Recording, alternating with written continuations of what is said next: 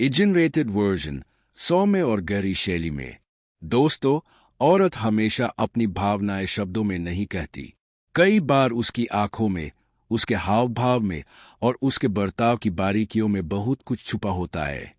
जब कोई औरत किसी दौर से गुजर रही होती है, चाहे वह भावनात्मक दूरी हो, अकेलापन हो या किसी रिश्ते की कमी, तो उसका असर उसके व्यवहार में झलकने लगता है। यह कोई खेल या रेहे से नहीं, बल्कि उसके भीतर के मनोभावों की कहानी होती है। उसकी चाल, बात करने का तरीका और बातचीत के दौरान उसका ध्यान, यह सब संकेत देते हैं कि वह कुछ महसूस कर रही है। शायद कोई बात है जो वो सीधे नहीं कह पा रही। पर दिक्कत यह है कि ज्यादातर मर्द इन बातों को देख नहीं पाते, क्योंकि वे सुनते हैं पर समझते नहीं। औरत का असली मन तभी समझ आता है जब आप सतह से गहराई में देखने लगते हैं। कभी उसकी मुस्कान के पीछे थकान होती है, कभी उसकी चुप्पी के पीछे सैकड़ों अनकहे सवाल। जब कोई औरत ज्यादा खुलकर हंसने लगे या फिर अचानक चुप हो जाए, तो दोनों ही स्थिति में उसके भीतर कोई बदलाव हो रहा होता है। यह बदलाव उसके अंदर की भावनात्मक ऊर्जा का इशारा होता है।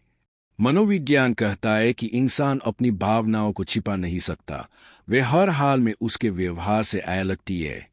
जब औरत अंदर से किसी जुड़ाव की तलाश में होती है, तो वह ज्यादा भावनात्मक हो जाती है। कभी मजाक में कुछ ऐसा कह जाती है जिसमें सच्चाई छुपी होती है, कभी रिश्तों को लेकर गहरी बातें छेड़ देती है।